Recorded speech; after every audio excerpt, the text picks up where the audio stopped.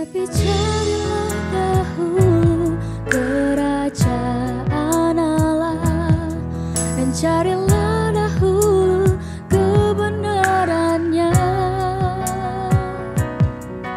maka semua akan ditambahkan kepadamu. Carilah dahulu kerajaan Allah, tetapi carilah dahulu kerajaan Allah, dan carilah dahulu kebenarannya,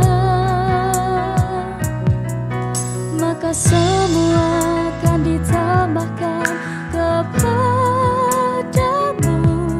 Carilah dahulu kerajaan Allah. Janganlah kau khawatir tentang hidupmu,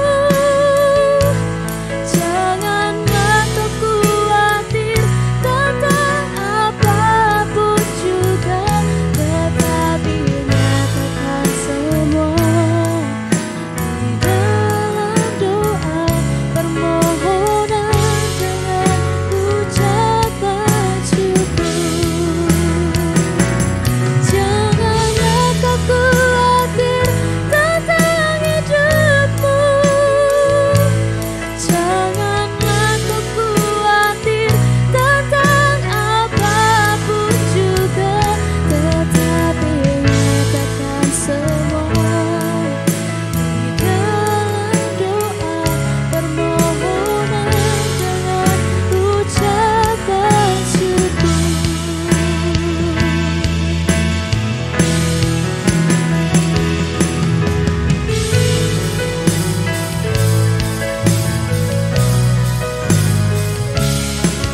Serahkan semua, percaya padanya.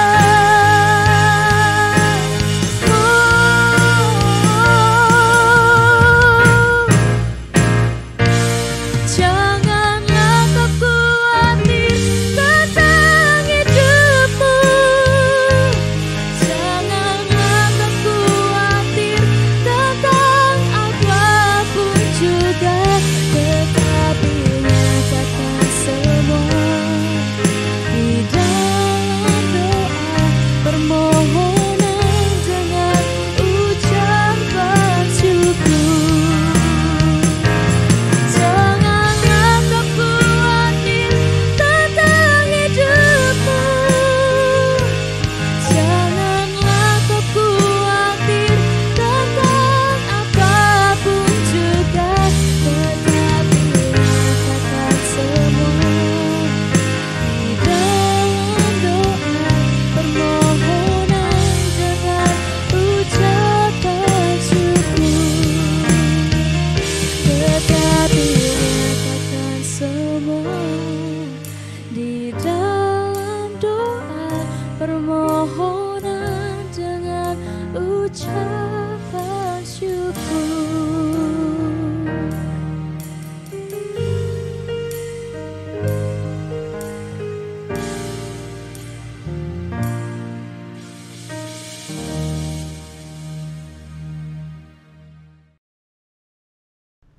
Shalom, selamat pagi Bapak Ibu Saudara terkasih dalam Tuhan.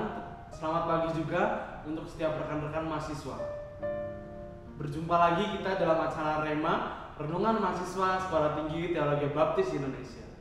Sebelum kita mendengarkan kebenaran firman Tuhan, mari kita bersama-sama bersatu dalam doa. Kami mengucap syukur Tuhan untuk penyertaan dan pimpinanmu. Hari ini kami akan bersama-sama mendengarkan kebenaran firman-Mu Tuhan. Pimpin dan sertai supaya kami dapat mendengarkan, juga kami dapat mengaplikasikan setiap kebenaran firman Tuhan yang datang daripada-Mu. Dalam nama Tuhan Yesus kami berdoa mengucap syukur, haleluya, amin. Sekali lagi saya siapa Shalom, rekan mahasiswa serta Bapak Ibu Saudara yang menyaksikan tayangan Rema, Renungan Mahasiswa Sekolah Tinggi Teologi Baptis Indonesia. Hari ini kita akan bersama-sama belajar dari satu judul, yaitu Sang Terang Hidup. Siapa Sang Terang Hidup itu? Mari kita membuka di dalam Yohanes 8 ayat 12 sampai yang ke-20.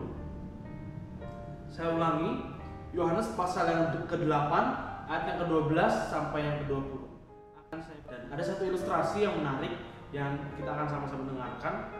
Jadi suatu ketika ada seorang anak yang sedang belajar. Ia senang sekali membaca, ia juga senang sekali belajar berbagai hal yang ada di dunia ini. Namun suatu ketika ia sedang belajar, tiba-tiba lampu mati. Tiba-tiba ia tidak bisa melihat apapun. Lalu ia kebingungan, apa yang bisa aku lihat? Sedangkan aku saja tidak bisa melihat apa yang ada di depanku sekarang. Dan tiba-tiba ada sebuah lilin kecil yang datang dari arah pintu yang dibawakan oleh kedua orang tuanya. Lilin itu sudah cukup untuk membuat dia bisa melihat ke depan, juga melihat sekelilingnya meskipun sedikit gelap. Nah, begitulah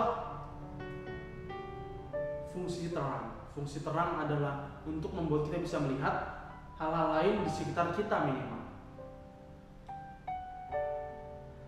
Dan teman-teman, Bapak Ibu Saudara kasih dalam Tuhan, demikian juga tentang apa yang akan kita pahami dan kita bahas hari ini.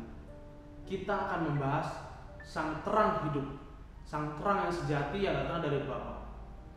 Dan jika tadi seorang anak diilustrasikan sedang membaca dan sedang mempelajari berbagai hal tentang dunia ini, begitu juga dengan firman pada hari ini. Hari ini kita belajar tentang sebuah terang yang hidup. Dan bagaimana jika kita memiliki banyak ilmu, jika kita mengerti dan mengetahui berbagai hal di dunia ini, namun tidak ada terang di dalam hati kita.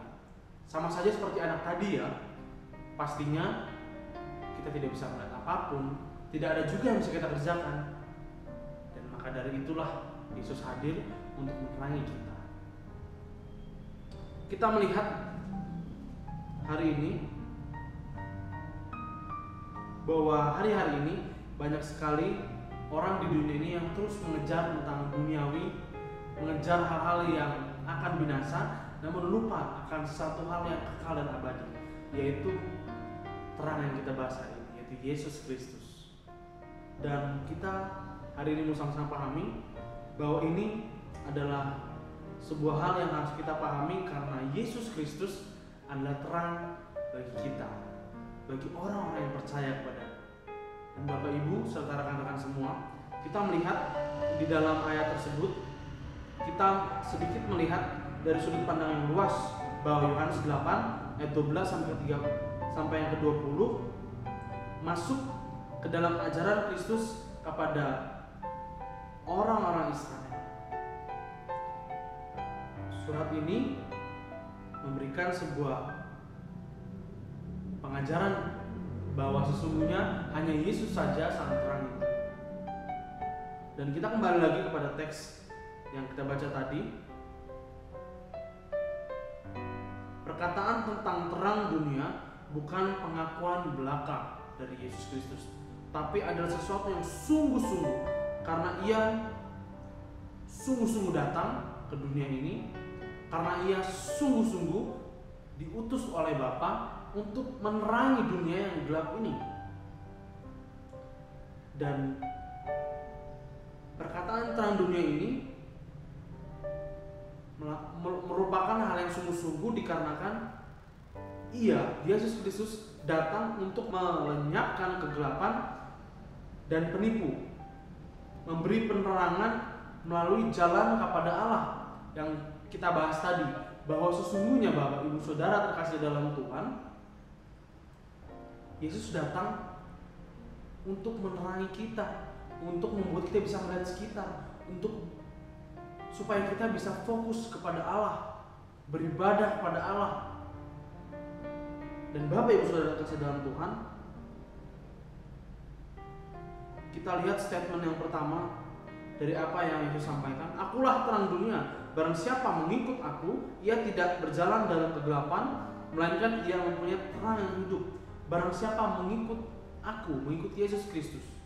Jadi jika kita anak-anak Allah yang sungguh-sungguh mengikut Yesus, di saat itulah kita tidak akan pernah berjalan di dalam kegelapan. Karena Yesus adalah terang dunia. Dia adalah sang terang hidup bagi kita. Dan namun tidak mudah Bapak Ibu untuk mengikut Yesus, karena banyak sekali cobaan, banyak sekali pertentangan. Termasuk kita lihat di ayat yang ke-13. Orang Farisi tidak percaya bahwa Yesus adalah sungguh-sungguh terang dunia. Yesus adalah sungguh-sungguh terang hidup yang kekal itu. Karena orang Farisi hanya mengandalkan ilmu pengetahuan saja. Ada yang menarik lagi di sini. Kata, barang siapa mengikut aku itu, di dalam terjemahan atau bahasa aslinya, kata itu merupakan kata kerja yang merujuk kepada masa kini, dan kata tersebut berkelanjutan terus menerus. Jadi apa Bapak Ibu maksudnya? Jadi sesungguhnya kata barang siapa mengikut aku adalah sesuatu hal yang dikerjakan mulai dari sekarang hingga nanti ketika kedatangan Yesus yang kedua kali. Jadi perihal mengikut Yesus bukanlah suatu hal yang sekali saja atau di dalam satu momen saja, melainkan perihal mengikut Yesus dilakukan terus menerus, berkelanjutan hingga Yesus datang untuk kedua kali. Bagaimana cara mengikut Yesus? Yang pasti yang pertama, berkomunikasi secara langsung dengan Yesus, bersaat teduh, tidak lupa membaca firman-Nya, dan yang paling penting adalah mempraktekkan apa yang firman katakan, apa yang firman sampaikan. Dan begitu kita terus berusaha untuk sungguh-sungguh mengikut Yesus. Seperti yang tadi saya sampaikan, tidak mudah untuk mengikut Yesus Bapak Ibu, juga rekan-rekan sekalian. Karena banyak sekali penentang yang sama-sama kita bahas di sini. Di ayat yang ke-13 sampai yang ke-19 ada pertentangan, ada ketidaksetujuan dari orang Farisi. Dan mungkin di zaman sekarang bukan hanya orang Farisi saja yang menjadi lawan kita, juga orang-orang yang belum percaya. Namun kita yakin ya Bapak Ibu, bahwa sesungguhnya Allah sendiri yang akan membuat kita mampu untuk menjadi teladan, yang akan membuat orang-orang yang belum percaya menjadi percaya kepada Allah. Tugas kita hanya sungguh-sungguh mengikut Dia, sungguh-sungguh belajar firman-Nya, juga sungguh-sungguh untuk mengaplikasikan dengan berbuat baik selalu. Dan Bapak Ibu Saudara terkasih dalam Tuhan, meski banyak orang yang menentang, namun kita belajar satu hal, yaitu Yesus tetap mengasihi orang-orang tersebut, terlebih Ia mengasihi kita sebagai anak-anak. Kita kembali membahas di dalam teks ini mengenai Yesus dan Bapa. Yesus, kita lihat ayat yang ke-15, kamu menghakimi menurut ukuran manusia, aku tidak menghakimi seorang pun. Dan jikalau aku menghakimi, maka penghakimanku itu benar, sebab aku tidak seorang diri, tetapi aku bersama dengan Dia yang mengutus aku. Ini merujuk kepada Bapa yang mengutus Yesus Kristus untuk turun ke dunia, untuk menyelamatkan kita orang berdosa, juga untuk menebus dosa-dosa. Dan ayat yang ke-17 adalah ayat yang menarik, karena Yesus menjawab orang-orang Farisi bukan hanya dengan perkataan saja, namun dengan apa yang mereka mengerti, apa yang mereka pelajari, yaitu Taurat. Dan dalam kitab Tauratmu ada tertulis bahwa kesaksian dua orang adalah sah. Aku yang bersaksi tentang diriku sendiri, dan juga Bapa yang mengutus aku bersaksi tentang aku. Apa maksudnya? Jadi sesungguhnya Yesus bercakap-cakap menjawab perkataan dari orang Farisi yang tidak setuju itu dengan isi Taurat itu sendiri, yang akhirnya membuat ia diam. Dan kita lanjut ayat yang ke-19. Maka kata mereka kepadanya, di manakah Bapamu? Mereka bertanya lagi. Jawab Yesus, baik aku maupun Bapakku tidak kamu kenal. Jikalau sekiranya kau mengenal aku, kamu mengenal juga Bapakku. Ini dimaksudkan adalah bahwa sesungguhnya kita sebagai anak-anaknya juga harus memahami, harus mengerti juga siapa Yesus yang sesungguhnya. Dengan apa? Dengan membaca firman-Nya, dengan sungguh-sungguh berdoa, dan tidak lupa untuk mengaplikasikannya. sehingga kita sungguh-sungguh mengenal Bapa, juga mengenal Yesus Kristus, Sang Penyelamat, Sang Terang dunia, Sang Terang hidup itu sendiri. Dan Bapak Ibu Saudara terkasih dalam Tuhan, kiranya renungan ini bisa memberkati kita semua dan bisa membuat kita lebih semangat lagi untuk lebih dekat dengan Bapa juga Yesus Kristus melalui firman yang terus kita pelajari tiap hari, berdoa, bersaat teduh, juga tak lupa untuk mengaplikasikan setiap firman yang telah kita bahas, supaya kita sungguh-sungguh mengenal Bapa, mengenal Yesus Kristus, dan mengenal Sang Terang hidup yaitu Yesus Kristus itu sendiri. Kiranya kita semua menjadi berkat. Mari kita bersatu dalam doa. Kami mengucap syukur Tuhan untuk firman pada hari ini. Kami berdoa Tuhan supaya kiranya kami dapat terus mengenal terang hidup tersebut dengan apa yang datangnya daripada-Mu saja. Terima kasih Tuhan, terima kasih Yesus. Dalam nama-Mu kami berdoa mengucap syukur. Haleluya, amin. Terima kasih, Tuhan Yesus memberkati.